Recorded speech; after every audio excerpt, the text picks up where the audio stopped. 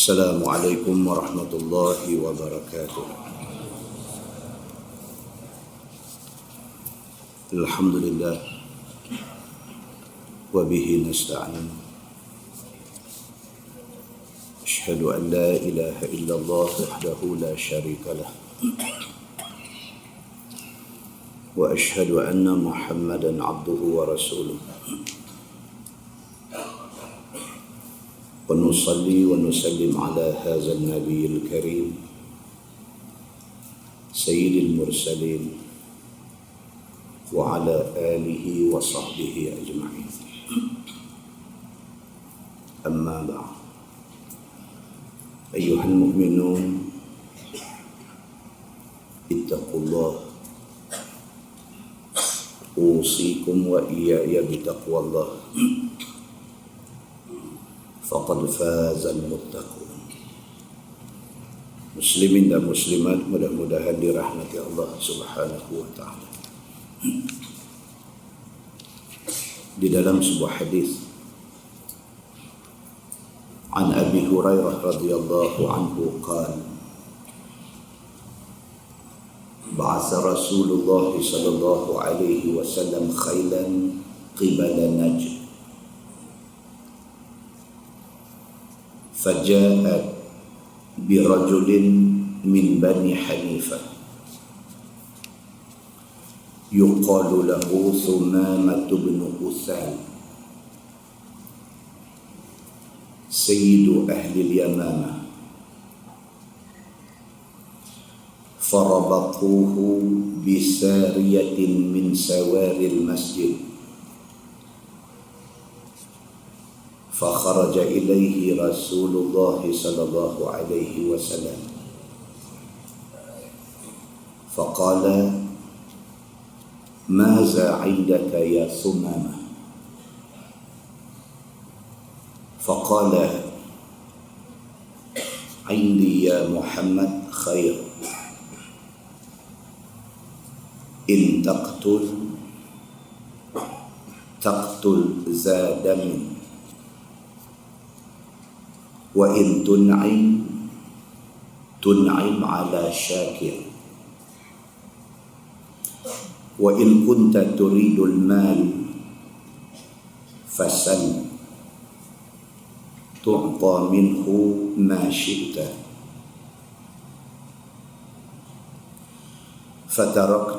فتركه رسول الله صلى الله عليه وسلم حتى كان بعد الغد فقال رسول الله صلى الله عليه وسلم ما عندك يا ثمامة قال ما قلت لك إن تنعم على شاكر وإن تقتل ذا دم وإن كنت تريد المال فسل تعطى منه ما شئت فتركه رسول الله صلى الله عليه وسلم حتى كان من الغد فقال رسول الله صلى الله عليه وسلم ماذا عندك يا ثمامة فقال عندي ما قلت لك إن تنعم على شاكر وإن تقتل ذا دم وإن كنت تريد المال فسل تعطى منه ما شئت فقال رسول الله صلى الله عليه وسلم أطلقوا ثمامة فانطلق إلى نخل قريب من المسجد فاغتسل ثم دخل المسجد فقال أشهد أن لا إله إلا الله وأشهد أن محمدا عبده ورسوله يا محمد والله ما كان على الأرض وجه أبغض إلي من وجهك فقد أصبح وجهك أحب الوجوه كلها إلي wallahi ma kana min dinin abghadha ilayya min dinik fa asbaha dinuka ahabba ad-din kullihi ilayya. Wallahi ma kana min baladin abghadha ilayya min baladik fa asbaha baladuka ahabba al-bilad kulliha ilayya. Wa inna khaylaka akhadhatni wa ana uridu al-umrah famaza tara. فبشره رسول الله صلى الله عليه وسلم وأمره أن يعتمر. فلما قدم مكة قال له قائل أصبوت؟ فقال لا ولكن أسلمت مع رسول الله صلى الله عليه وسلم ولا والله لا يأتيكم من اليمامة حبة حنطة حتى يأذن فيها رسول الله صلى الله عليه وسلم أو كما قال. Hadis sahih riwayat Imam Muslim. Daripada Abi Hurairah radhiyallahu anhu, kata dia, Nabi SAW pada satu hari mengutuskan satu pasukan berkuda ke negeri Najd. Pasukan itu balik membawa satu orang laki-laki daripada Bani Hanifah. Dan kita dah baca dalam muqaddimah bulan lepas ke 2 bulan lepas, cerita tentang Bani Hanifah. Bani Hanifah adalah satu suku kaum pandai besi. Dia pandai buat senjata, bahkan ada pedang yang digunakan oleh Nabi dalam medan perang dibuat oleh Bani Hanifah. Nabi SAW hantar satu pasukan berkuda pergi ke sana, dan mereka balik mai membawa satu laki-laki daripada Bani Hanifah. Laki-laki itu ialah Sumamah bin Usal. Dia ini Sayyidu Ahli Yamamah. Dia bos kepada penduduk Yamamah. Kita ingat Yamamah ni tempat Musailamah Al-Kazzab. Kita cerita itu. Balik mereka membawa satu ketua kepada penduduk Yamamah. Nama ketua tu Sumamah bin Usal. Farabatuhu bisariyatin min sawaril masjid. Dia tambah dia di tiang masjid. Bawa balik mai Sumamah bin Usal ini dia tambah di tiang masjid. Kata hadis tu, fakharaja ilaihi Rasulullah sallallahu alaihi wasallam faqala maza indaka ya Sumamah. Nabi sallallahu alaihi wasallam keluar pergi ke masjid. Nabi tengok ni Sumamah ni kena tambah di tiang masjid. Nabi kata dekat dia, apa habang Sumamah? Faqala indi ya Muhammad khair. Dalam keadaan dia kena tawan, dalam keadaan dia kena tambat. Bila Nabi tanya dia apa habang, dia kata aku okey. Indi ya Muhammad khair. Dia kata aku okey. Aku baik-baik aja, tak ada masalah apa. In taqtul zadam. Kalau hang nak bunuh aku, hang satu orang yang saja nak menumpah darah.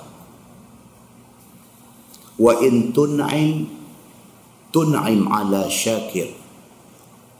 Tapi kalau hang pilih nak lepas aku, nak bebaskan aku, hang memang tak silap.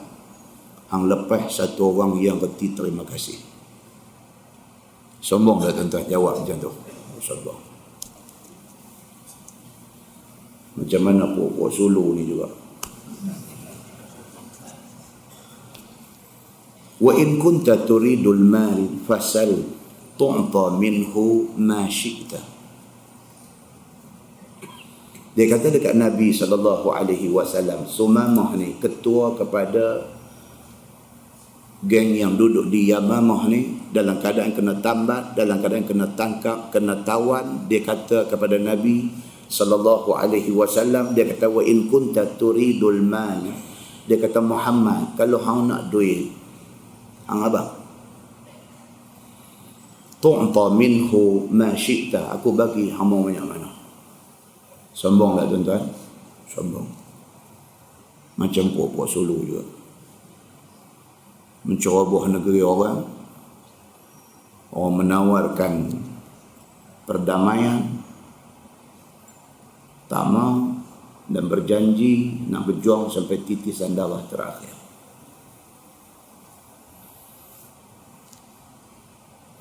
Fatarakahu Rasulullah sallallahu alaihi wasallam hatta kana ba'da al-ghad. Nabi pun tak layan. Nabi balik esok pula baru Nabi mai. Kadang-kadang dengan orang sombong, kadang-kadang dengan orang yang bongkak, kadang-kadang dengan orang yang macam ni, terselayan sana. Nabi tak hidup bertujai dengan dia, Nabi tak hidup berhujah dengan dia, bagi Nabi naik darah, bagi dia naik darah. Nabi balik. Esok Nabi mai pula, faqala ma indaka ya Sumamah. Hari kedua Nabi tanya sama juga. Nabi kata, apa abang hang Sumamah? Dia jawab macam tu juga. Dia kata, tak ada masalah, aku okey. Dia kata, Muhammad, kalau hang bunuh aku, hang satu orang yang menumpah darah. Tapi kalau hang bebaskan aku, hang satu orang yang bebaskan orang yang reti terima kasih. Muhammad, kalau hang mau duit, abang, hang mau banyak mana aku bagi. Macam tu juga Nabi SAW tinggal dia, Nabi balik. Hari ketiga Nabi mai, Nabi tanya benda yang sama. Kata Nabi SAW, maza indaka ya Sumamah. Nabi kata, apa abang Sumamah? Macam mana Nabi tanya, macam tu dia jawab. Dia kata, aku biasa aja, aku tak ada masalah apa dengan hang ni. Hang tangkap aku, hang ikat aku, hang tahan aku tak ada masalah apa. Kalau sekiranya hang memilih untuk bunuh aku, hang tumpah darah aku. Kalau hang pilih untuk bebas aku, hang bebas satu orang yang reti terima kasih. Wahai Muhammad, kalau hang nak harta hang abang, banyak mana hang mau aku bagi. Faqala Rasulullah sallallahu alaihi wasallam, atliqu Sumamah. Hari ketiga Nabi kata, bebaskan dia. Tuan yang kata Nabi sallallahu alaihi wasallam. Cara Nabi lain. 3 hari Nabi tanya, 3 hari dia jawab dengan sombong dan sebagainya. Hari ketiga Nabi kata, atliqu Sumamah. Nabi kata, lepaskan dia, bebaskan Sumamah ini. Fantalaqa ila nakhlin. Dia pun bila ramai rongkai dia, lepas dia pun pergi keluar daripada Masjid Nabawi, pergi ke arah satu pokok kurma qaribin minal masjid, tempat tidak jauh daripada masjid.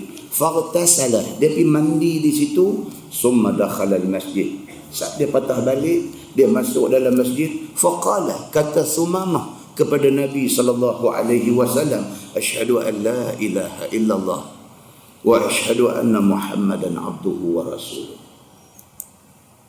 Punya sombong. 3 hari Nabi tanya dia jawab dengan sombong. Hari ketiga Nabi lepas dia tak tahu buat, dia patah balik mai. Dia masuk jumpa Nabi sallallahu alaihi wasallam, dia kata asyhadu an la ilaha illallah wa asyhadu anna Muhammadan abduhu wa rasuluh. Dia mengucap, dia masuk Islam. Ya Muhammad, dia kata, wahai Muhammad, wallahi ma kana 'alal ardi wajhun abghadha ilayya min wajhik.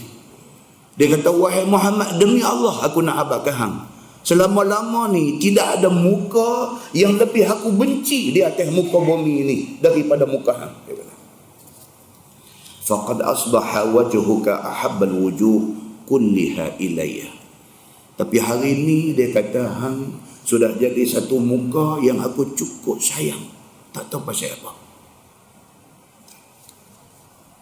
Wallahi ma kana min dinin abghadha ilayya min dinik fa asbaha dinuka ahabba din kullihi ilayya. Demi Allah wahai Muhammad, tidak ada satu agama di atas muka bumi ni yang lebih aku benci daripada agama hang. Fa asbaha dinuka ahabba din kullihi ilayya. Tapi tak tahu hari ni aku jadi rasa Islam sudah jadi satu agama yang aku cukup sayang. Wallahi ma kana min balad abghadha ilayya min baladik.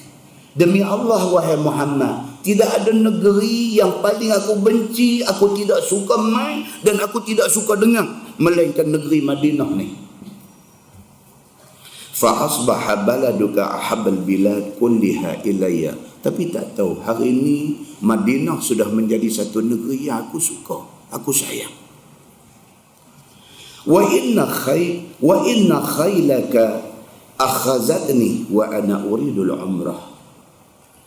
Untuk pengetahuan engkau wahai Muhammad, waktu pasukan hang tangkap aku dalam perjalanan nak pergi ke Mekah buat umrah. Famaza tara?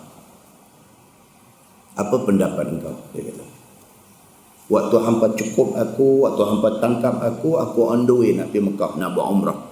Tuan-tuan, orang kafir pun buat umrah. Orang kafir pun tawaf Kaabah. Cuma cara tak sama. Kafir musyrikin Makkah, Kaabah tu rumah ibadat mereka. Itu tempat suci mereka. Mereka tawaf Kaabah, cuma beza dia, mereka tawaf ke kanan. Cuma beza dia, mereka tawaf tak pakai baju. Bila Islam mai, Allah Subhanahu wa taala ubah, suruh tawaf ke kiri, mengirikan Kaabah dan dalam keadaan tutup aurat. Sumamah kata dekat Nabi, aku dalam perjalanan nak pergi Mekah, nak pergi buat umrah, waktu aku kena tangkap. Apa pendapat engkau? Fabasyarahu Rasulullah sallallahu alaihi wasallam. Nabi memberi satu berita baik kepada dia, wa amarahu ay ya'tamir. Nabi kata pergi buat umrah. Cuma beza dia apa dia? Jangan buat lagu nak pergi buat tu, buat lagu Islam tunjuk.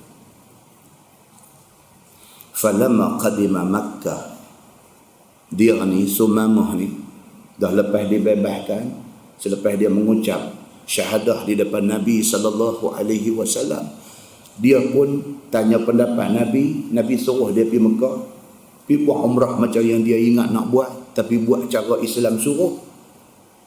Bila dia sampai sahaja di Mekah, qala lahu qail.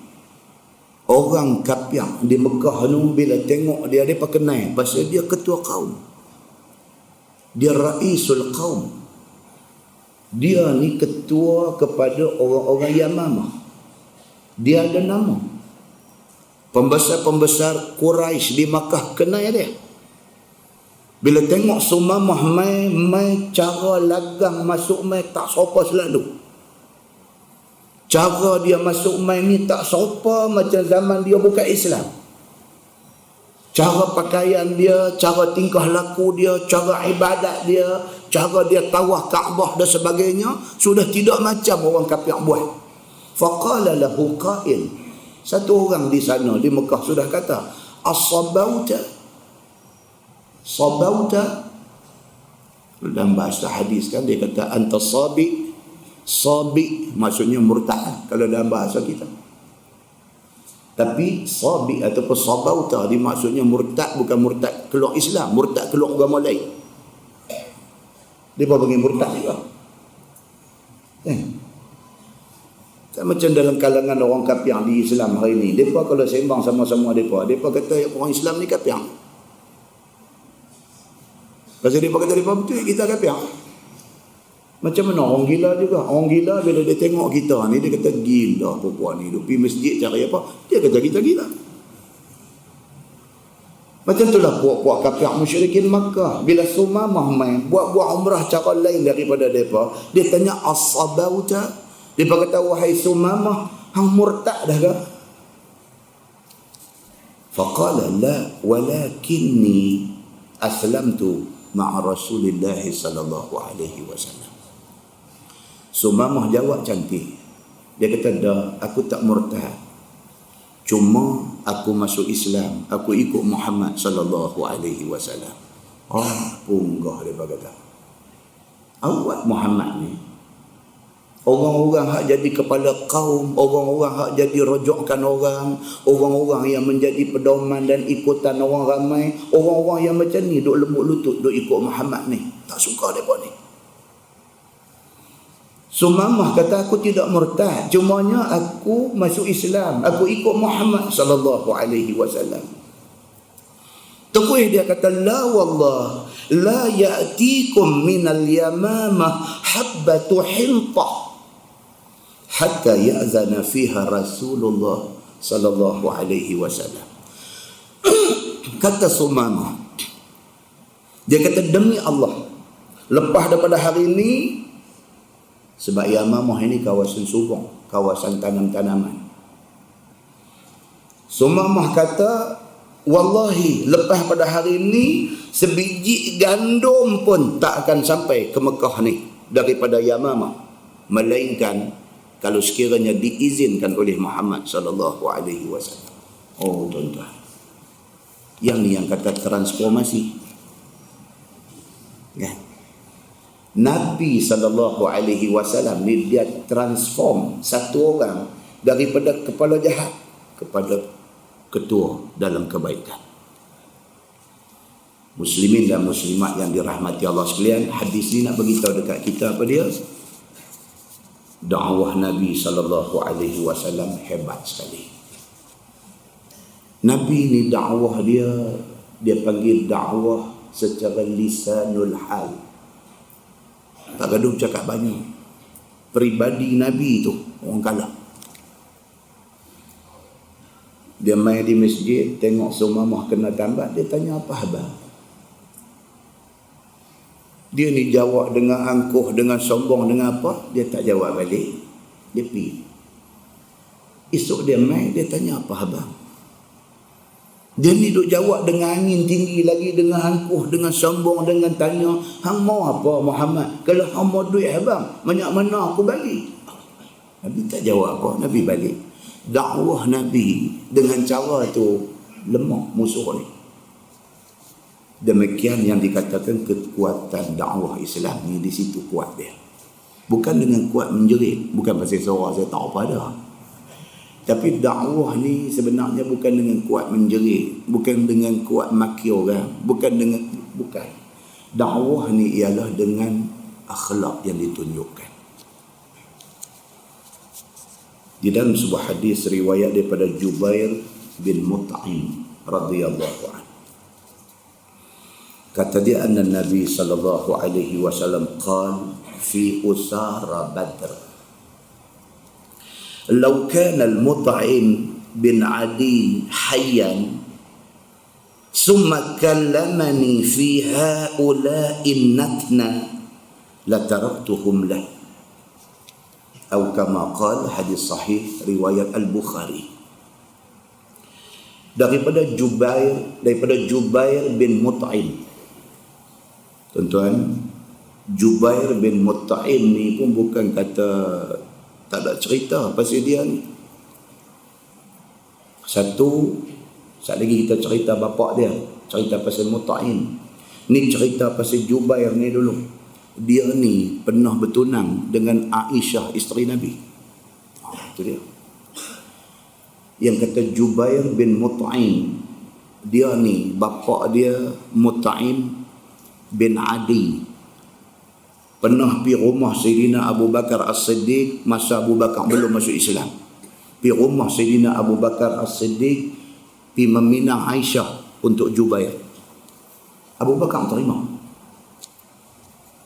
Dalam tempoh bertunang itu, tiba-tiba Abu Bakar As-Siddiq masuk Islam. Bila Abu Bakar As-Siddiq masuk Islam, mai ke telinga Mut'im ni, bapa kepada Jubair ni, dengar kata Abu Bakar masuk Islam, dia putuskan pertunangan anak dia dengan Aisyah. Sebab dia tak boleh terima tok besan orang Islam. Baik. Hadis riwayat daripada Jubair bin Mut'im.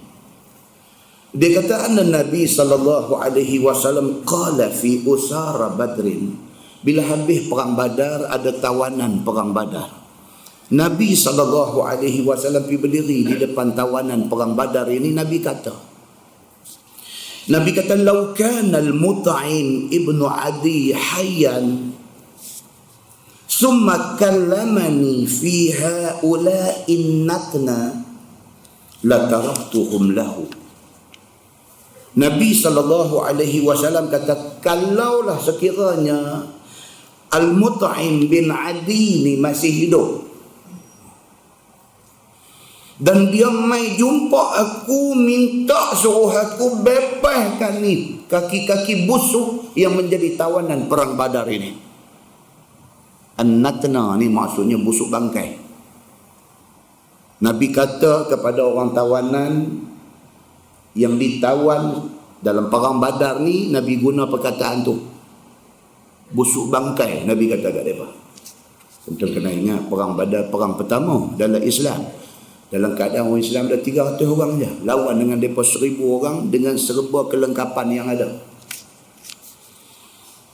Betapa peritnya Islam nak menang dalam perang Badar ni. Maka tak heran kalau hati Nabi terluka dengan perbuatan mereka ni yang mai attack orang Islam ini. Tapi Nabi sebut di dalam hadis ini, Nabi kata, "Lau kana al-Mut'im ibnu Adi hayyan." Kalau Al-Mut'im bin Adi ni masih hidup dan dia mai jumpa aku, dia minta supaya aku bebaskan ni segala busuk bangkai yang menjadi tebusan, yang menjadi tawanan perang Badar ini, la taraktuhum lahu. Nabi kata aku akan bebaskan mereka ni semua demi kerana Al-Mut'im bin Adi ini. Siapa dia ni? Dia ni Al-Mut'im bin Adi. Sampai Nabi kata kalau dia main minta dekat aku tolong apa-apa, aku akan tolong. Kalau dia hajat apa-apa, aku akan tunai. Siapa dia yang kata Mut'im bin Adi ni? Tuan-tuan, jasa dia paling besar, hak Nabi tak boleh lupa. Ini yang kata Nabi. Yang kata Nabi SAW, satu manusia yang cukup terima kasih, cukup tenang budi orang pada dia. Walaupun yang berbudi pada dia tu kafir. Nabi SAW satu orang manusia yang kalau sekiranya ada siapa pernah berbudi dekat dia, dia ingat sampai bila-bila walaupun orang yang berbudi itu kafir. Jauh beza dengan kita hari ni. Kita hari ni dulu tak reti apa. Yang kita reti sepatah dua pasal Islam ni, pasal ada satu ustaz mana dialah menjadi asbab, menjadi sebab musabab kepada buka hati kita. Dengan izin Allah hati kita terbuka, kenal Islam. Jadi lagu kita hari ni dengan janggut, dengan pakai serban, dengan apa, tiba-tiba hari ni kita boleh maki guru yang bagi kesedaran, yang menjadi sebab musabab kepada sedang kita hari ni. Oh tuan-tuan, dahsyat tuan-tuan orang hari ni. Tak reti hormat orang yang berjasa kepada dia, orang yang memberi ilmu, bahkan menjadi penyebab kepada dia jadi lagu hari ni. Nabi SAW satu kafir yang pernah berjasa dekat dia, sampai dia ni dah mati dah, Nabi sebut lagi apa jasa Mut'im bin Hayyan ini, apa jasa dia. Mut'im bin Adi ini apa jasa dia? Nombor satu, sewaktu Bani Hashim dengan Bani Abdul Muttalib kena boykot dengan musyrikin Makkah, di antara orang yang bangkit buka dada menjadi garantor, menjadi penjamin kepada Bani Hashim dan Bani Abdul Muttalib. Ini keturunan Nabi. Bani Hashim dengan Bani Abdul Muttalib ini keturunan Nabi. Diboykot oleh musyrikin Makkah semata-mata kerana Islam yang dibawa oleh Nabi SAW. Di antara yang bangkit dan mendesak supaya musyrikin menamatkan boykot ke atas Bani Hashim dan Bani Abdul Muttalib ini ialah Mut'im bin Adi. Walaupun dia pun kafir juga, dia pun musyrikin Makkah juga, tapi hati baik tu ada. Nabi tak lupa benda tu. Tuan-tuan kena boykot ni teruk tuan-tuan. Macam puak Sulu kenal lah ni 3 kali sebut dah. Sulu ni 3 kali dah sebut, tak keluar lagi terucapan dia. Kena kepung. Kena kepung. Tidak ada makanan, tidak ada minuman, tidak ada apa bekalan kepada mereka ni.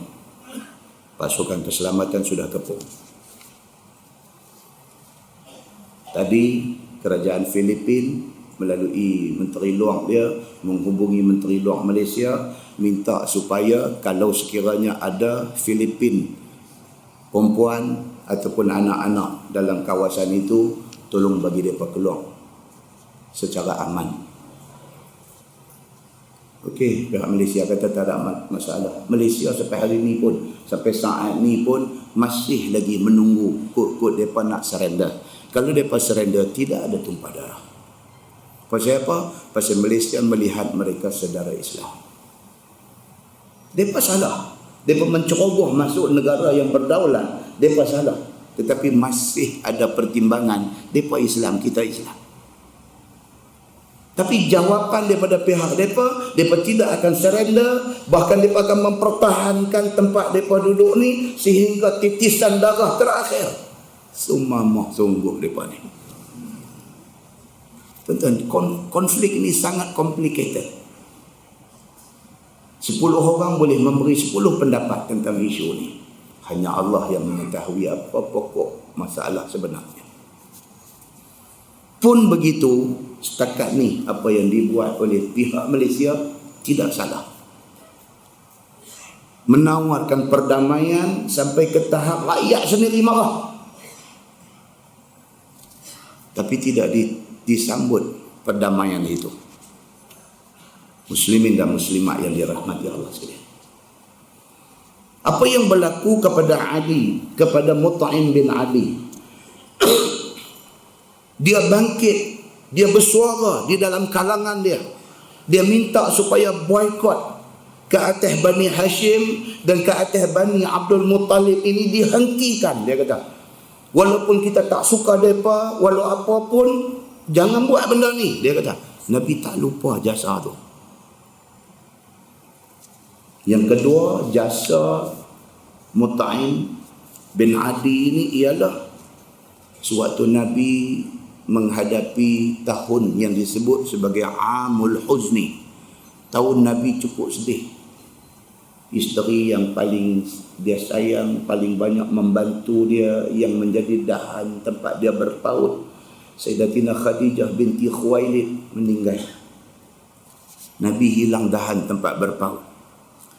Pada tahun yang sama, Abu Talib yang selama ni menjadi galang ganti Nabi, mempertahankan Nabi daripada disakiti, mati tahun tu juga.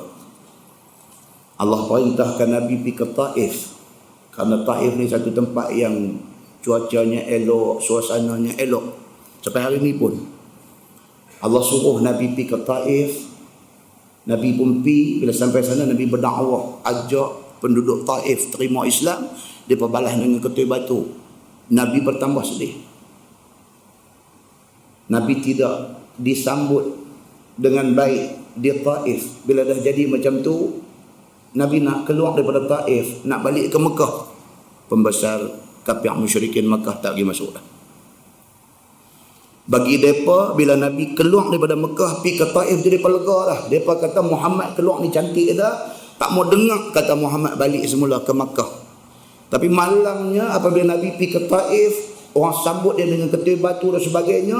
Nabi nak balik Mekah, dia tak bagi. Dalam keadaan tak bagi tu,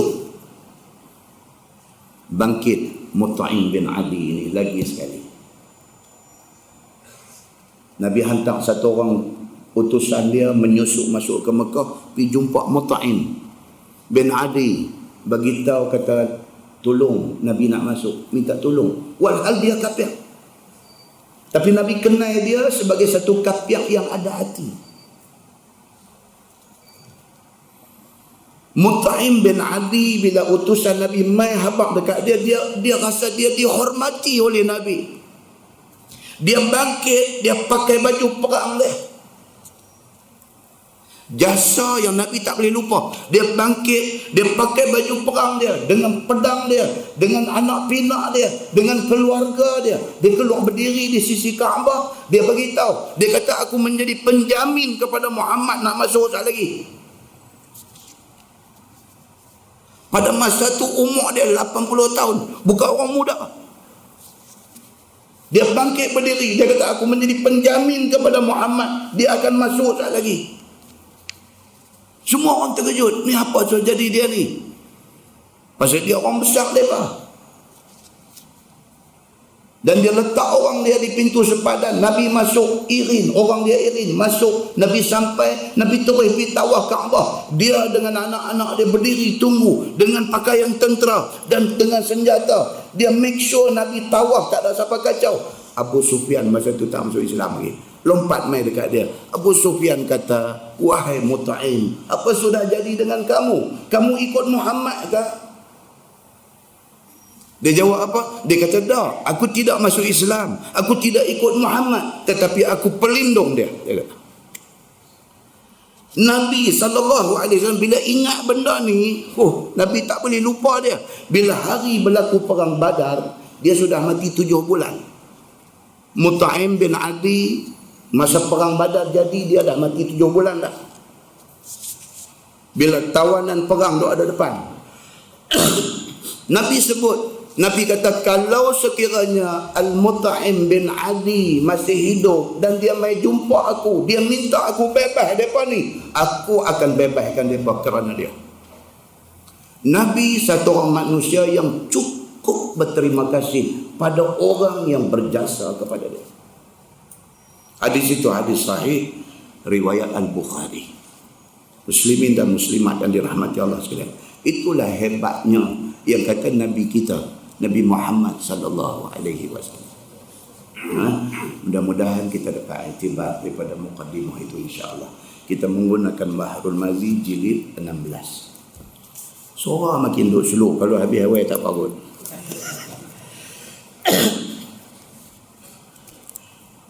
Muka surat 10.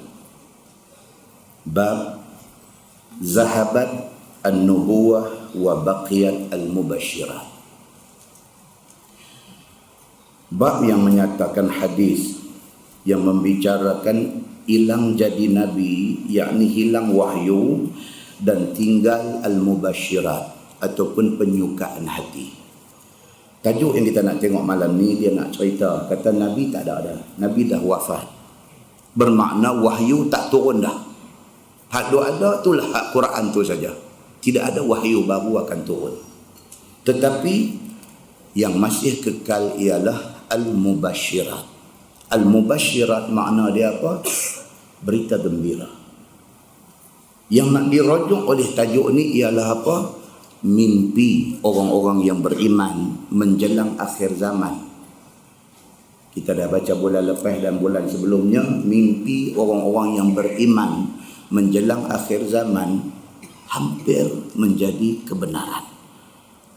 Mimpi yang macam tu dipanggil al-mubasyirat, berita baik. Sebab mimpi itu daripada Allah, dihantar mai kepada orang-orang yang beriman. Ketahuilah saudaraku, sesungguhnya jadi nabi dan khabar wahyu itu telah putus ia dengan wafat Nabi sallallahu alaihi wasallam. Nabi wafat habis. Bila turun ayat Al-yawma akmaltu lakum dinakum wa atmamtu alaikum ni'mati wa raditu lakumul Islam madina. Ayat tu beritahu kata pada hari ini telah lengkap kepada kamu agama kamu. Mana Islam ini sudah jadi agama yang lengkap. Dan nikmat Islam itu sudah disempurnakan. Dia turun ayat ni, sahabat seronok. Seronok pasal apa? Islam sudah komplit. Islam sudah sempurna. Islam sudah boleh dipegang sebagai satu cara hidup. Seronok sahabat. Abu Bakar As-Siddiq menangis. Bila orang tengok dia menangis, sahabat tanya dia, pasal apa Abu Bakar? Limaza tabki? Kau menangis pasal apa? Bukankah ayat ni menceritakan agama kita sudah lengkap? Abu Bakar kata, ya, ayat ini cerita agama kita dah lengkap. Tapi satu benda yang tersirat. Maknanya apa? Wahyu dah tak turun dah. Maknanya Nabi dah habis kerja dia. Maknanya Nabi kita sudah dekat wafat. Bila wafat Nabi, confirm wahyu sudah tidak ada. Ni tajuk nak beritahu kat kita. Maka sebelum wafat Nabi SAW, wahyu itulah sebesar-besar penyukaan orang Islam. Masa Nabi duk ada, wahyu duk turun. Wahyu ni satu benda yang menggembirakan orang Islam. Ada apa masalah tanya Nabi, Allah hantar mai Quran. Ada apa masalah tanya Nabi, Allah buat turun mai Quran. Tak ada masalah. Apa juga masalah yang timbul, Allah bagi jawapan dengan Quran. Kalau kita hari ni, tuan-tuan bayangkan, kalau hari ni Nabi ada, tuan-tuan, Allahu Akbar. Seronok orang Islam hari ni, tak bergaduh, tak berkelahi.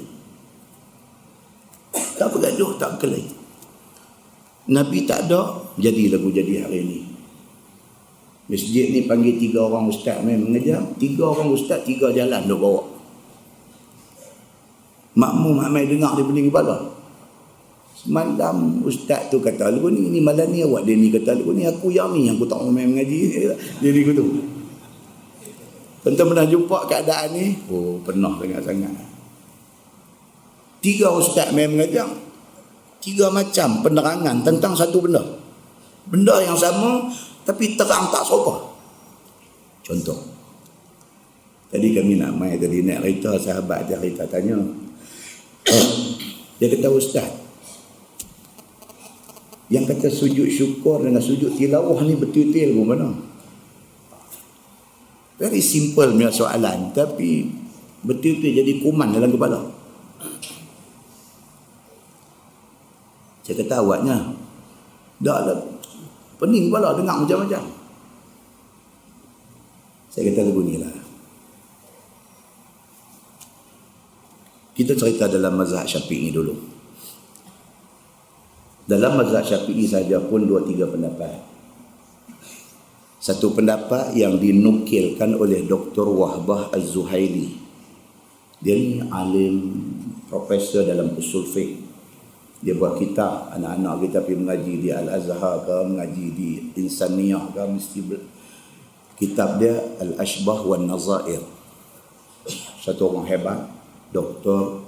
Wahbah Zuhaili.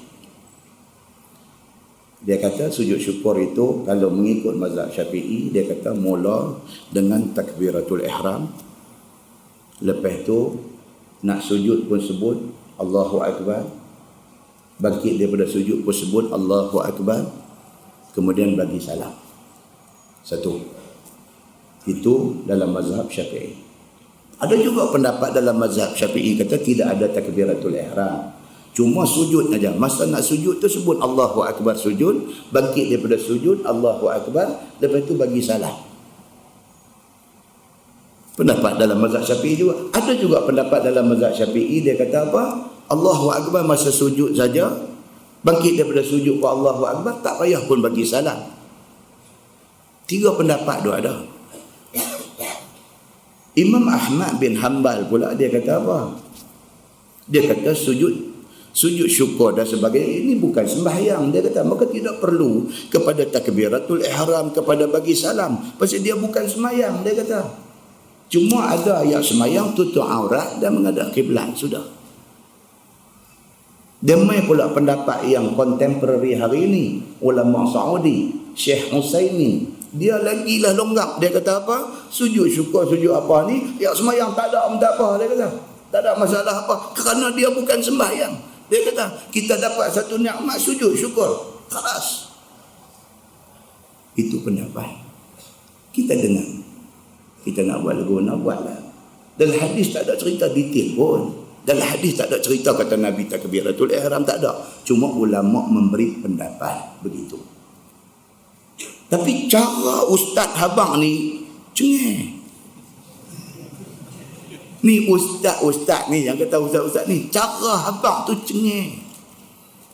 Sujud tilawah, sujud syukur ni mesti kena ada takbiratul ihram. Kalau tak ada, buat tu tak sah. Siapa yang buat lagu ni semua ni Wahbi. Dia kata, Allahu Akbar. Kau dengar ni buku. Awal kita jadi lagu tu. Kenapa kita pilih untuk nak jadi bertelaga? Kenapa benda yang ada kelonggaran boleh dibincang dalam keadaan yang santai dan benda tu sunat? Kenapa hujahnya sampai begitu mencekik tengkok? Tak boleh nak menyawa. Mai satu lagi pula abang dia kata tak buat macam biasa hadis, tak cerita buat hadis semua cerita Nabi duk naik unta, tiba-tiba Nabi turun, Nabi sujud aja. Lagu tu aja hadis abang. Ni yang memandai-mandai pergi duk takbiratul ihram. Jangan kata memandai-mandai. Yang suruh takbiratul ihram itu Imam Syafi'i, bukan kecil anak. Maksudnya apa? Ekstrim tu tak mau. Jangan ekstrim dalam apa hal pun. Lapang dada tu yang cantik. Muslimin dan muslimat yang dirahmati Allah sekalian. Bila abang lagu tu, jadi atas cerita tadi nampak okey lah, boleh pekerja serban apa semua elok balik lah. Kalau tidak jadi duk berasa macam aku duk buat selama ni tak betul ni, sayang. Tak ada apa tuan-tuan. Itu pendapat di kalangan ulama yang sepatutnya diraihkan semua tu. Tidak ada siapa lebih baik daripada siapa. Kalau dalam soal ijtihad sekalipun, hak tepat 2 pahala. Nabi kata, hak tak tepat 1 pahala. Bukan berdosa pun.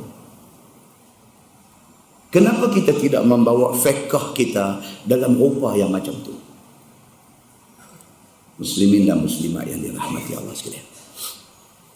Maka tajuk kita baca ni dia kata apa? Seronok dia kata zaman Nabi ni. Kalau timbul masalah, Nabi tu ada. Nabi dandan clear masalah tu. Kalau tak pun Allah hantar wahyu turun mai.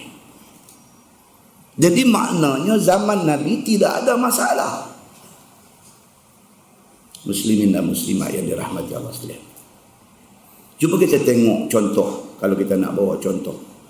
Satu sahabat Nabi yang bernama Abu Lubabah. Kita pernah dengar nama? Nama Arab ni lebih kurang lebih betul ya. Hak tadi ni nama Sumamah, berasal daripada negeri Yamamah.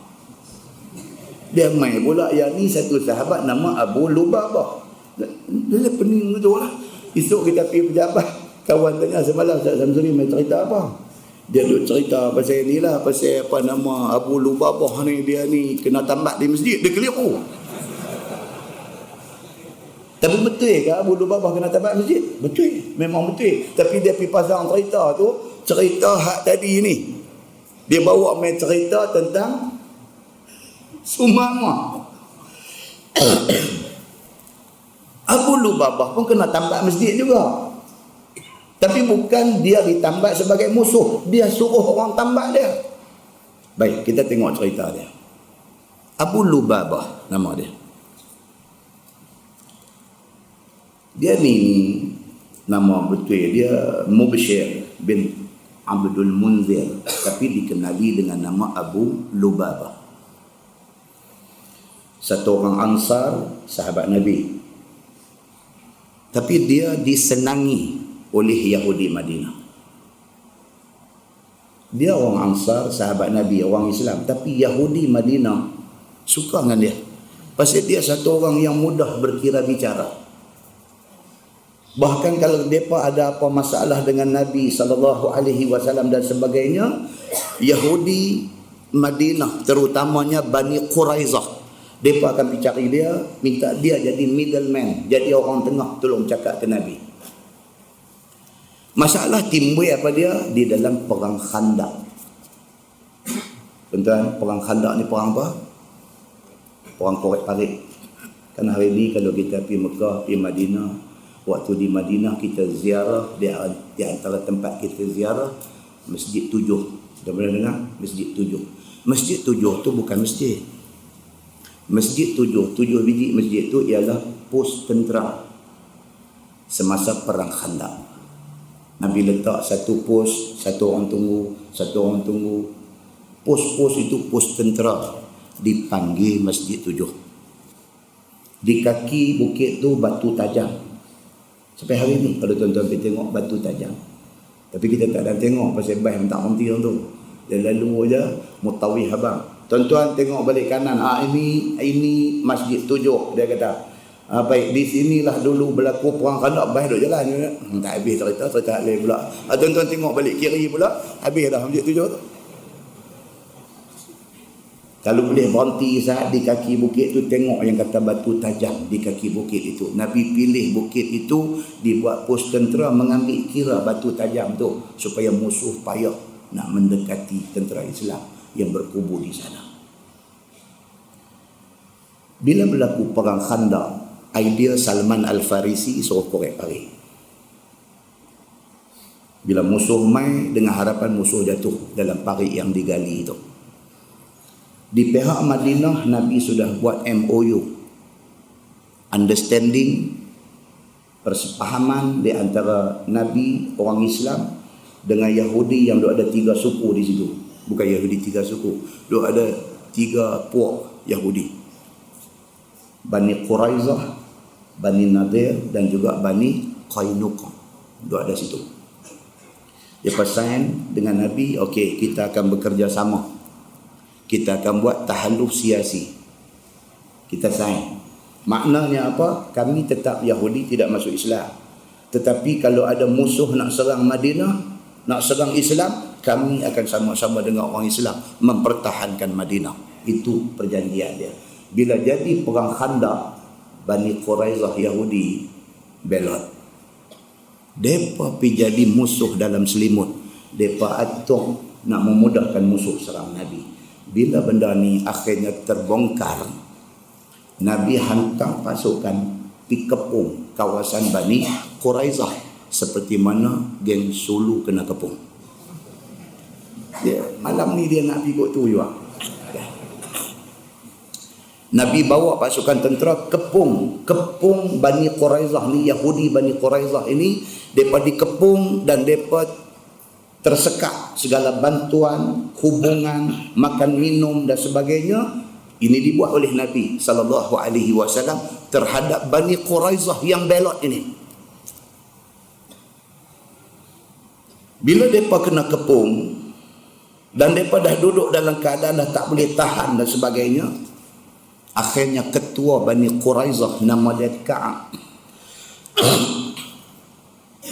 dia hantar wakil jumpa Nabi nak berunding. Dia pada mula rasa susah. Semua hubungan sudah tak, apa pun tak ada, hubungan apa pun tak ada, bekalan makan apa pun dah tak ada. Akhirnya Ka'ab, ketua Bani Quraizah, hantar wakil jumpa Nabi, kata okey, kami nak berunding. Tapi dia pilih orang. Siapa dia? Dia pilih Abu Lubabah. Wakil daripada Nabi, Abu Lubabah, mai. Kami nak berbincang, kami nak berunding, tengok macam mana cerita. Hantar Abu Lubabah mai. Nabi kata okey, tak ada masalah, hantar Abu Lubabah. Bila Abu Lubabah sampai, dia disambut. Pasal dia memang suka kat dia. Dia sambut dia, dia raih dia, dia bawa pergi jumpa dengan perempuan-perempuan Yahudi, anak-anak kecil dan sebagainya. Pakat duk meratap menangis dekat Abu Lubabah ni, minta Abu Lubabah ni tolong pujuk Nabi hentikan kepungan dekat mereka ni. Abu Lubabah dah main lembut hati dah. Duk ingat okeylah, dia pun nak balik habang dekat Nabi, nak suruh stop lah kepungan ni, kesian tengok perempuan dengan budak-budak ni. Teringat balik pula, dia kata tapi tak boleh. Dia kata dekat geng Bani Quraizah Yahudi ni, dia kata tapi hampa kena ingat, ini bukan salah Nabi, hampa yang salah. Siapa suruh hampa belot dengan perjanjian yang hampa buat dengan Nabi? Siapa suruh hampa tolong pihak musyrikin Makkah nak serang Islam, hampa tolong semasa berlaku perang Khandaq? Kerana hampa belot kepada Nabi, hampa belot kepada umat Islam, hampa belot kepada Islam, memang patut hampa kena hari ini. Dia main cengeng balik. Akhirnya Ka'ab, ketua Yahudi Bani Quraizah ni, kata dekat dia, dia kata lah macam ni lah, okeylah, kami surrender. Apa pendapat hang kalau kami surrender? adakah Muhammad akan kena tindakan yang teruk-teruk dekat kami? Di sinilah silap Abu Lubabah. Dia jawab apa? Dia kata, aku setuju kalau sekiranya hampa surrender, menyerah kalah. Tapi dia kata, dia buat isyarat dengan tangan dia. Buat begitu. Ayam ni yang orang tak main kuliah tak tahu. Ada. Dalam keset pun tak rakam. Gambar boleh nampak juga lah. Kan? Abu Lubabah kata dekat Yahudi Bani Quraizah, hampa patut surrender, patut serah diri. Tapi dia buat begitu. Geng Yahudi ni bila dengar macam tu jadi marah balik. Oh, dia kata takkan Muhammad orang yang macam tu. Dah kami surrender, dah kami serah diri, takkan dia nak bunuh kami. Dia pahalau dia balik. Allah Subhanahu wa taala turun ayat kepada Nabi. Itu dia yang kata hebat Nabi Muhammad ni. Allah turun ayat kepada Nabi surah Al-Anfal ayat 27. A'udzubillahi minasyaitonir rajim. Ya ayyuhallazina amanu la takhunu Allaha war rasul wa takhunu amanatikum wa antum ta'lamun. Turun ayat tu. Wahai orang-orang yang beriman, la takhunu Allaha war rasul. Jangan kamu khianati Allah dan Rasul. Wa takhunu amanatikum, jangan kamu khianati amanah yang diberi kepada kamu. Abu Lubabah diberi amanah sebagai wakil Nabi. Jangan kamu khianati amanah, jangan kamu khianati Allah, jangan kamu khianati Rasul. Wa antum ta'lamun, sedangkan kamu tahu apa yang kamu kata tu tak betul. Nabi tak kata pun Nabi nak bunuh mereka. Yang hang pandai-pandai memandai-mandai mendahului Nabi ni pasal apa? Bila turun ayat ni, Nabi baca, Abu Lubabah ketak lutut. Dia ketak lutut, dia kata Allah. Allah sudah marah dia. Sehingga turun ayat macam ni. Rasa bersalah dia ni, guilty conscious. Rasa bersalah Abu Lubabah ni menyebabkan apa? Dia cari satu rantai besi, dia suruh bini dia pergi tambat dia di satu tiang di Masjid Nabawi. Sampai hari ni kalau tuan-tuan pergi Masjid Nabawi, dalam kawasan Raudah tu, di atas, di puncak tiang tu dia ada tulis Ustuwanah Abu Lubabah. Dia tulis Ustuwanah maksudnya tiang, Abu Lubabah ini tiang Abu Lubabah. Ada tulis sampai hari ni dia ukir, mengambil sempena cerita Abu Lubabah diikat diri dia dengan besi di tiang itu. Dia kata jangan siapa bebaskan dia sehinggalah Allah turun wahyu, sama ada Allah terima taubat dia ataupun apa hukuman dikenalkan dekat dia, dia terima. Bini dia cuma main buka dia waktu semayang, waktu makan dan waktu dia nak qada hajat. Itu saja. Tambat balik. 6 hari 6 malam tuan-tuan, Abu Lubabah duduk tambat. Tengah malam turun ayat. Allah Subhanahu wa taala buat turun ayat bagi tahu kepada Nabi sallallahu alaihi wasallam, wa akharuna i'tarafu bi dhunubihim khalaqu amalan salihan wa akhara sayyi'an asallahu an yatuba alaihim innallaha ghafurur rahim. Ayat 6 surah At-Taubah. Turun ayat tu tengah malam. Allah Subhanahu wa taala beritahu kata ada orang yang depa ni mengakui akan dosa dia. Dosa apa? Dosa khalaqu amalan salihan wa akhara sayyi'an. Dia campur aduk amal soleh dengan amal jahat. Sanggup pergi jadi utusan Nabi itu amal soleh, pergi pemohong puak Yahudi itu amal jahat.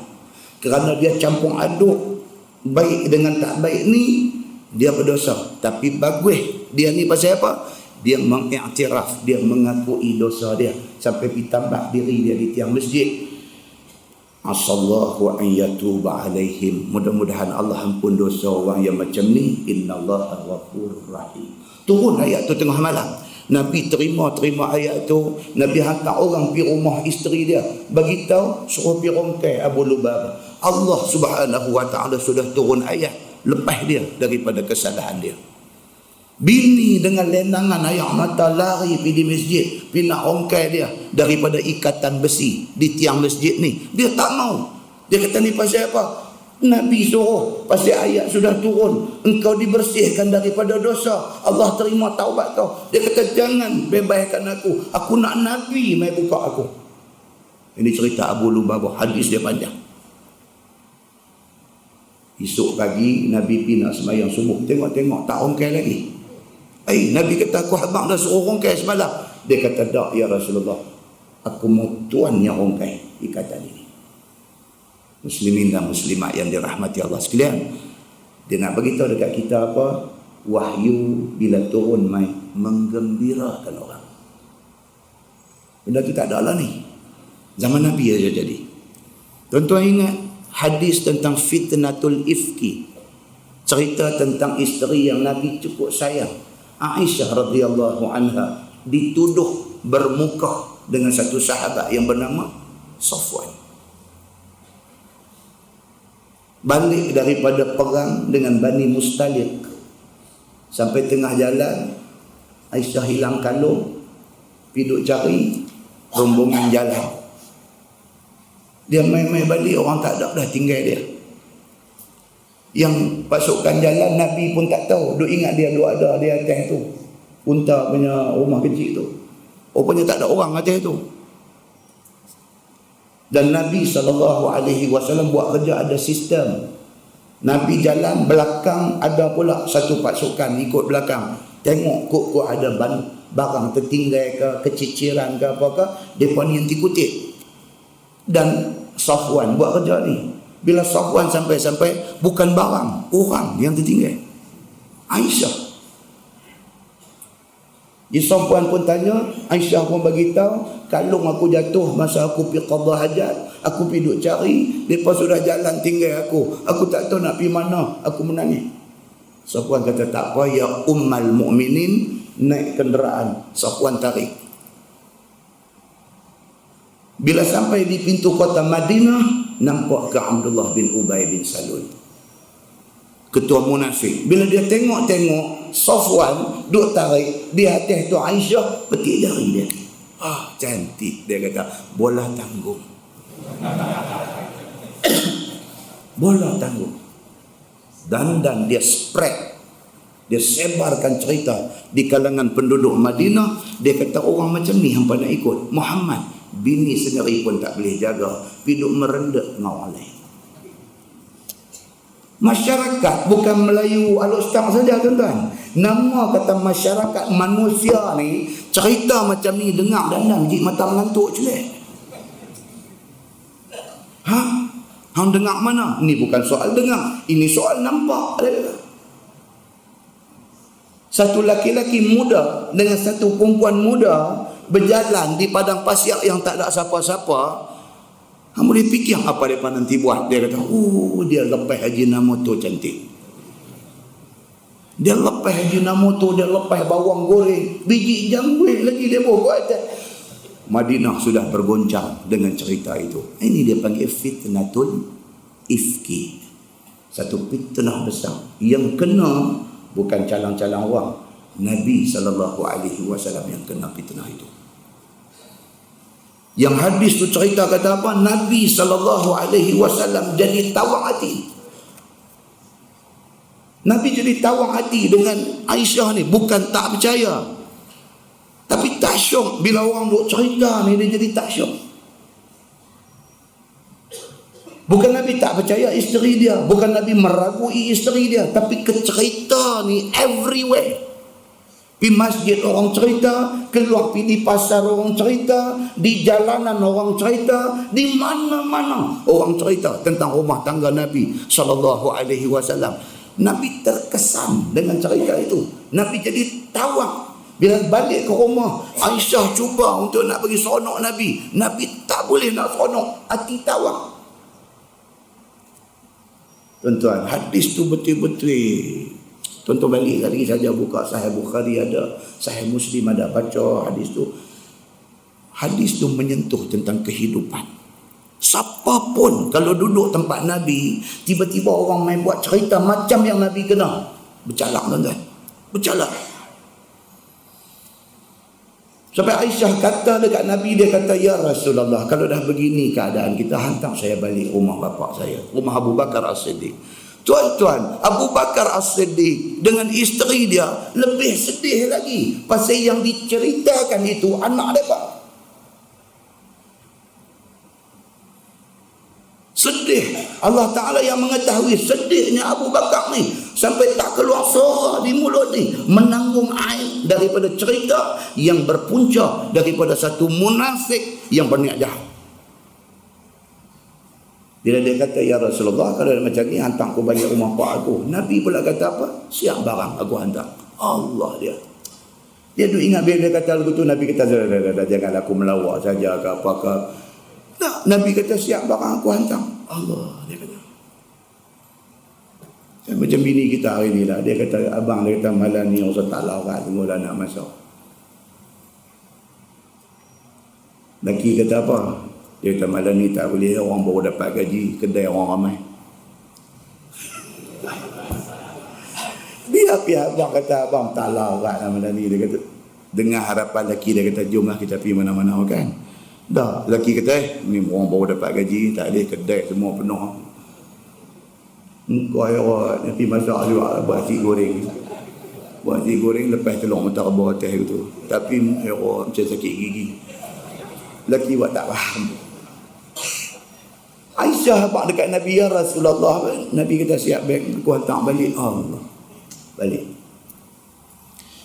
Dia balik di rumah dia pun sedih, Abu Bakar pun sedih, isteri Abu Bakar pun sedih, Nabi pun sedih, sahabat-sahabat yang rapat dengan Nabi pun sedih. Masing-masing duk tunggu ni, apalah Allah nak turun mai, nak bagi tahu, nak menyucikan Aisyah daripada fitnah yang keji ni. Allah Subhanahu wa taala buat turun ayat 11 surah An-Nur.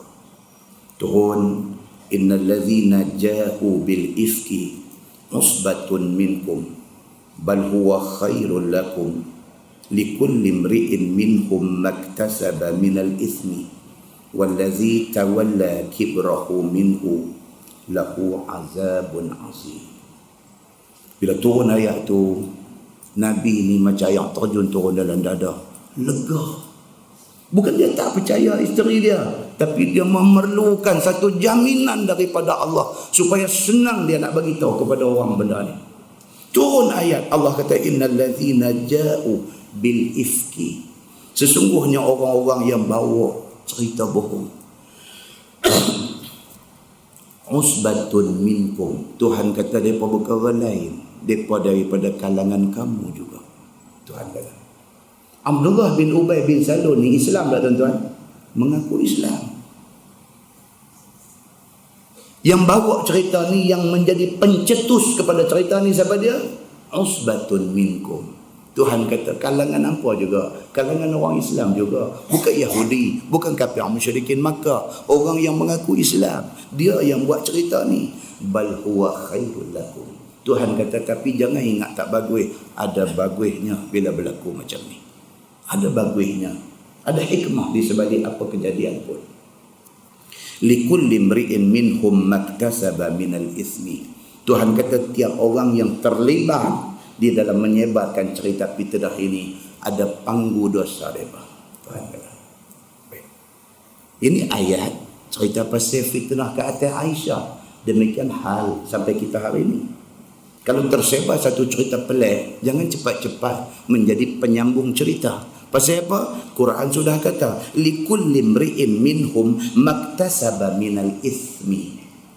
Setiap orang yang terlibat bawa cerita tu ada panggu dosa dia. Wallazi tawalla kibrahu minhum, tapi kawan hak menjadi pemula, pencetus kepada cerita bohong ini, dosa dia cukup besar. Lahu azabun azim, baginya azab yang cukup besar. turun ayat ni, Nabi sallallahu alaihi wasallam terus bergegas pergi ke rumah Abu Bakar As-Siddiq, bagi tahu kata wahyu sudah turun. Baca ayat ni, Abu Bakar pun menangis air mata derai. Anak dia dibersihkan daripada tuhmahan liar, menangis meleleh air mata. Isteri Abu Bakar As-Siddiq kata dekat Aisyah anak ni, dia kata, Aisyah bangkit, itu suami engkau, pergi cepat. Yang kata Aisyah ni, dia kata apa? Aku tak mau pergi, dia kata. Yang kata Aisyah ni, mak dia kata, hampir tu laki hang, Allah dah turun dah ayat kata semua okey, pergi. Aku tak mau pergi, dia kata. Kerana yang membersihkan nama aku, dia kata bukan Nabi, dia tunjuk, tetapi Allah. Aku hanya bersyukur kepada Allah, dia kata. Merajuk atau merajuk. Muslimin dan muslimat yang dirahmati Allah. Ni hak dia nak abang kat kita ni. Dia kata apa? Zaman tu Quran duk turun. Dia memberi satu kegembiraan kepada orang yang ada pada masa itu. Dan dia kata apabila putus wahyu, putuslah jadi nabi dan tidak ada lagi nabi selepas itu, maka tiada lagi rasul kemudian daripada wafat nabi kita sallallahu alaihi wasallam.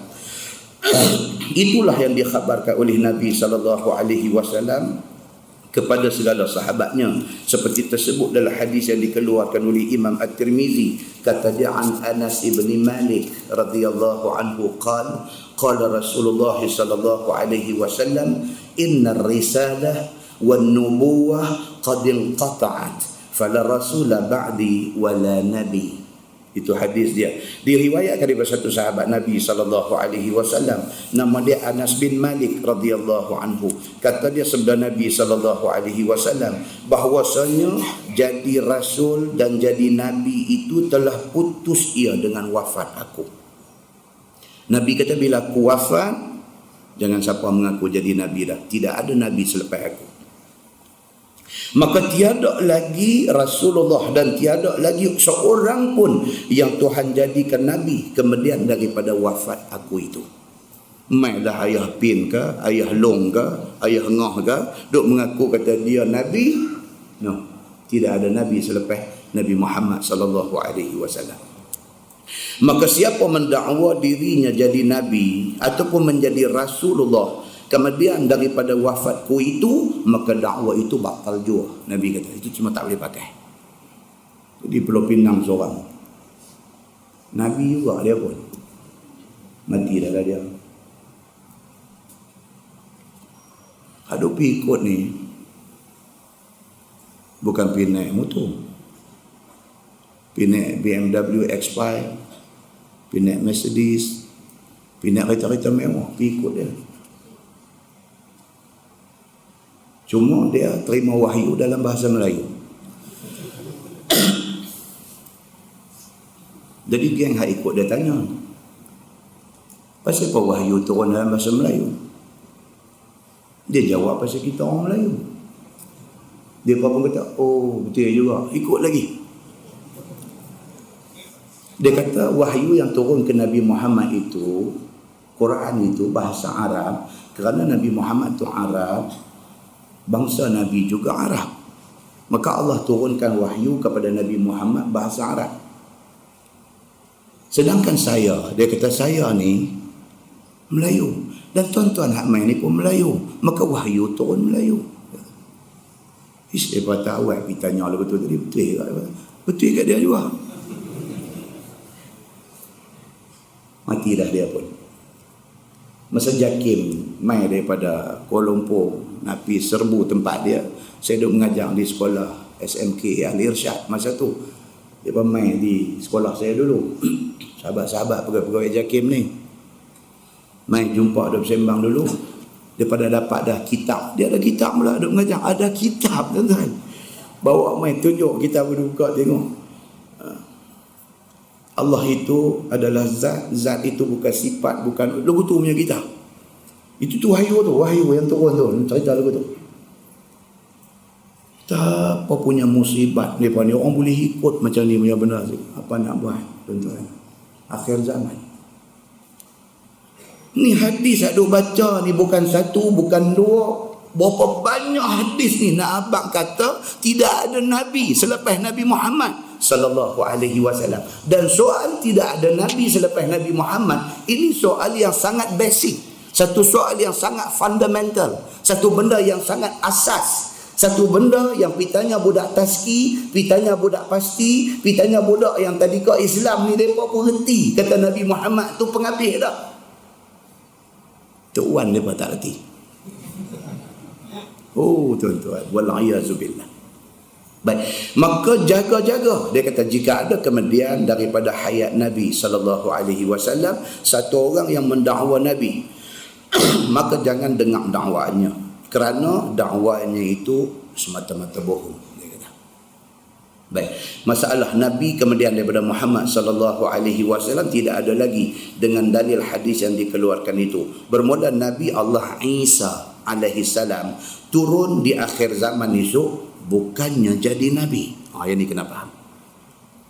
Kan last esok Nabi Isa akan turun. Kita dah baca dah di masjid ni. Nabi Isa turun esok ni bukan sebagai Nabi. Maksudnya apa? Dia tidak membawa syariat baru.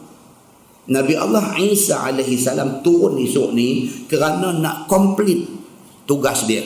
Dan dia turun dengan mengamalkan syariat Nabi Muhammad sallallahu alaihi wasallam.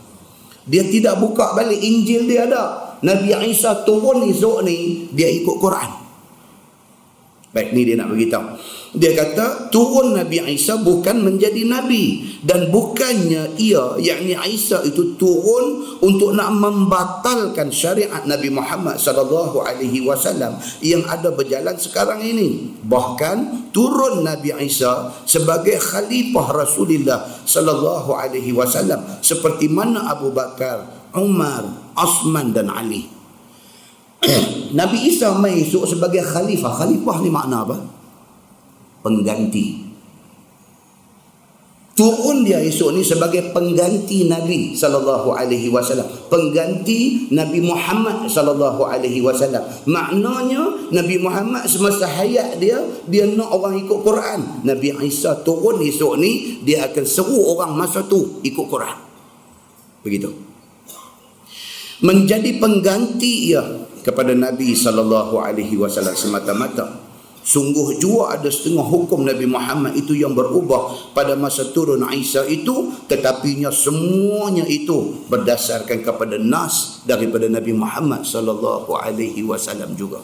Ini yang kita baca dah dulu. Dan turun Nabi Isa ke dunia ini menghukum dengan adil, membunuh Dajjal, dan mati Nabi Allah Isa alaihi salam di dalam dunia ini, serta dikuburkan dia di sisi kubur Nabi Muhammad sallallahu alaihi wasallam di Madinah Al-Munawwarah. Ini hadis. Panjang umur tuan-tuan, dan tengok kita benda ni. Muslimin dan muslimat yang dirahmati Allah sekalian. Kata Anas bin Malik lagi, qala fa syaqqa dhalika 'ala an-nas fa qala lakinil mubasysyirat. Bila didengar oleh orang sabda Nabi sallallahu alaihi wasallam itu, maka susah hati akan orang yang mendengar tentang putus wahyu dan tidak ada nabi dan tidak ada rasul selepas daripada wafat Nabi sallallahu alaihi wasallam. Bila dilihat Nabi akan sahabatnya susah hati, bersabda Nabi, sesungguhnya pun wahyu dan juga jadi Nabi itu sudah putus, sudah tidak ada. Tetapi penyukaan hati ataupun al-mubasyirat itu kekal sampai kiamat. Itu yang mai al-mubasyirat. Nabi kata, Nabi dah wafat tak ada. Quran turun baru dah tak ada. Hak mana ada itu saja yang ada. Tetapi Nabi kata ada satu Tuhan bagi untuk umat akhir zaman. Apa dia? Al-mubasyirat. Mimpi kepada orang yang baik-baik. Dia dapat mimpi dan mimpi itu hampir benar. Kita baca anggota keselamatan yang mati dalam operasi Sulu ni, kan, baca TV duk tunjuk isteri abang, Kopral apa nama tu, bini abang kata suami nak pergi duk abang dah, dia kata dia nak syahid, saya reda dia syahid. Macam ni punya benda kita duk baca tentu Allahu Akbar. Awaklah hampa Sulu mai buat macam ni. Hampa orang Islam, kita orang Islam, dan selama ni pun bukan kita tak bantu mereka. Berapa banyak tuan-tuan orang kaya di Malaysia ni, sama ada tokoh korporat, multimillionaire, konglomerat yang ada di Malaysia, pergi ke sana atas naungan Wisma Putra, dibagi bantuan macam-macam dekat mereka. Duit ringgit, bantuan membina masjid, macam mana duk bantu Gaza, macam tu mereka dibantu. Walaupun perbuatan itu dari segi hubungan diplomatik G2G, government to government, tak kena tu. Kalau Manila tahu kata kita duk pergi tolong mereka, duk pergi bagi duit dekat mereka, Manila tak suka. Sebab mereka adalah minoriti Islam di Filipina. Begitu banyak bantuan dibagi, dihulurkan dan sebagainya, hari ini pergi jadi macam ni. Awak ni Sabang Sahat. Muslimin dan muslimat yang dirahmati Allah sekalian. Menceroboh masuk satu negara merdeka yang berdaulat dengan menggalak senjata dan sebagainya adalah sesuatu yang salah dan sangat salah. Satu khilaf besar yang dilakukan. Tuan-tuan susah bercakap dalam konteks sebuah negara. Tuan-tuan bercakap dalam konteks rumah kita. Satu orang menceroboh masuk, bawa pisau, main duk tunjuk dekat kita. Betul ke perbuatan dia? Dalam penyuruh pagang rumah kita itu kawasan berdaulat kita. Dia tak boleh masuk dalam rupa yang macam tu. Kalau main elok pun kena minta izin. Tonton baca cerita satu sahabat yang 9 tengah dah. Yang ni masalah masa ni ya. Sikit. Satu sahabat yang bernama Aitban bin Malik, jemaah tetap Nabi SAW, pindah duduk di satu kawasan jauh. Umur tua, mata jadi kelabu. Dia menjadi imam di qaryah dia. Bila main hujan, dia kata antara rumah dia dengan masjid yang dia jadi imam tu ada wadi, ada satu kawasan yang bila hujan air bertakung. Dia nak pergi ni jadi masyakkah, jadi susah nak pergi tu bila musim hujan. Dia minta, Aitban minta dekat Nabi, ya Rasulullah, boleh tak mai rumah saya, semayang di satu tempat di rumah saya, fa'attakhiduhu musalla. Aku nak jadikan tempat tuan semayang, tempat Nabi semayang ini sebagai tempat semayang aku. Hadis. Nabi pergi. Bila Nabi sampai, apa yang ditulis dalam hadis tu, bila Nabi sampai, fasta'zana, maka Nabi minta izin untuk masuk. Maka diizinkan Nabi untuk masuk. Tu nak abang tu. Nabi dijemput pergi di rumah dia. Nabi sampai depan pintu tu, Nabi minta izin nak masuk.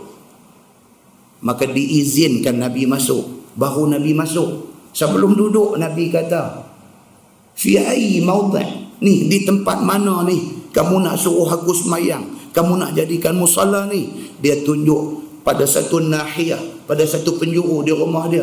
Nabi pun pergi, Allahu Akbar, sembahyang duha. Fasaffafna wara'ah. Sahabat-sahabat kata, maka kami pun buat saf di belakang Nabi. Hadis tu menjadi dalil kata sembahyang sunat boleh berjamaah.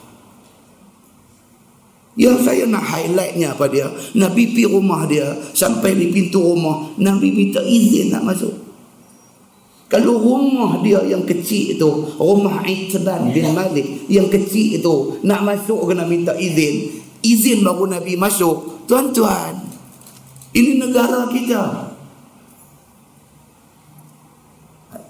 Cukuplah. Sulu takat tu ya, tak boleh nak cerita lebih-lebih sangat. Tapi nak abang kata apa? Apa yang mereka buat itu khilaf besar.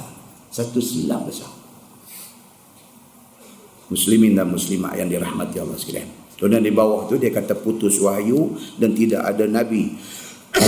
Kemudian daripada Nabi Muhammad sallallahu alaihi wasallam tu kita dah baca ulang-ulang kali tadi. Tuan-tuan muka sebelah. Sambung hadis tu dia kata, ya Rasulullah wa mal mubasyirat. Sahabat tanya, ya Rasulullah, yang kata al mubasyirat itu apa? Qala, Nabi kata ru'yal muslim. Yang kata benda gembira itu ialah mimpi orang Islam. Wahia juz'un min ajza'in nubuwah. Mimpi orang Islam menjelang kiamat itu di antara tanda kenabian. Wallahu a'lam. InsyaAllah lepas ini kita masuk apa maksud ayat Quran lahumul busyra fil hayatid dunya. Itu potongan ayat Quran daripada surah Yunus ayat 64. Apa maksud ayat Tuhan kata lahumul busyra fil hayatid dunya? Bagi mereka al-busyra, satu berita baik di dalam kehidupan di dunia ini. Ini tajuk cukup menarik. Sampai tak ada yang tak menarik, itu yang masalah dia. Baharul Mazi ini dia punya cerita dia semua menarik-menarik. Tajuk yang akan datang ni dia akan mai kat kita menyentuh tentang apa dia yang dikatakan busyra masa hidup di atas dunia. Huraian dia akan mai dekat kita. Di antara busyra, di antara berita baik kepada orang yang hidup di atas dunia ini ialah waktu nak mati. Kalau kita ni orang baik, dekat nak mati, hadis yang akan datang dia cerita, Allah hantar malaikat duduk tepi kepala kita dan diperlihatkan kepada kita, saat lagi lepas hang mati syurga duk tunggu hang. Itu busyra bagi orang yang di atas dunia. Kemudian dia akan mai kat cerita busyra yang kedua selepas kita mati, immediately lepas kita mati. Hadis mai cerita apa? Nabi duduk berdiri, tiba-tiba satu mayat orang lalu. Orang sebelah duk puji, ini orang bagus, kita habislah, kita kehilangan dah orang bagus. Dia ni Masya Allah cukup bagus. Nabi dengar orang duk komen kata bagus. Nabi kata wajabat, wajabat, wajabat. Wajib atas dia, wajib atas dia, wajib atas dia. Dosa mai pula satu mayat lalu, orang pakai duk kutuk mayat ni. Bagus dia ni mati, ada pun buat menyemak. Macam tu punya duk mai. Nabi dengar. Nabi kata wajabat, wajabat. Wajib atas dia, wajib atas dia. Umar Al-Khattab duk ada sebelah dia pun naik pening. Dia kata, ya Rasulullah, mayat hak mula mai tadi, orang pakai kata hak mati ni orang bagus. Tuan kata wajib atas dia, wajib atas dia. Mai mayat kedua orang pakai duk kata dia ni jahat, tak guna, hidup menyusah orang. Tuan kata wajib atas dia, wajib. Apa benda ni? Hanu wajib, hadil wajib. Nabi SAW explain, kalau tak pernah ayat bulan depan explanation. Kita tangguh dengan tasbih kafarah dan surat Al-Asr. Subhanakallahumma wa bihamdika, asyhadu an la ilaha illa anta, astaghfiruka. Bismillahirrahmanirrahim. Innal insana illa allazina amanu. اللهم صل على محمد في الأولين والآخرين وسلم ورضي الله تبارك وتعالى عن ساداتنا أصحاب سيدنا رسول الله أجمعين. بسم الله الرحمن الرحيم. الحمد لله رب العالمين حمدا يوافي نعمه ويكافئ مزيدا. يا ربنا لك الحمد كما ينبغي لجلال وجهك الكريم وعظيم سلطانك. رضينا بالله ربا وبالإسلام دينا وبمحمد نبيا ورسولا. اللهم افتح علينا فتوح العارفين وارزقنا فهم النبيين بجاه خاتم المرسلين. اللهم فقهنا في الدين وعلمنا التأويل واهدنا صراطك المستقيم. اللهم أرنا الحق حقا وارزقنا اتباعه وأرنا الباطل باطلا وارزقنا اجتنابه. اللهم اجعل جمعنا جمعا مرحوما وتفرقنا من بعده تفرقا معصوما. وصلى الله على محمد وعلى آله وصحبه وسلم والحمد لله رب العالمين. السلام عليكم.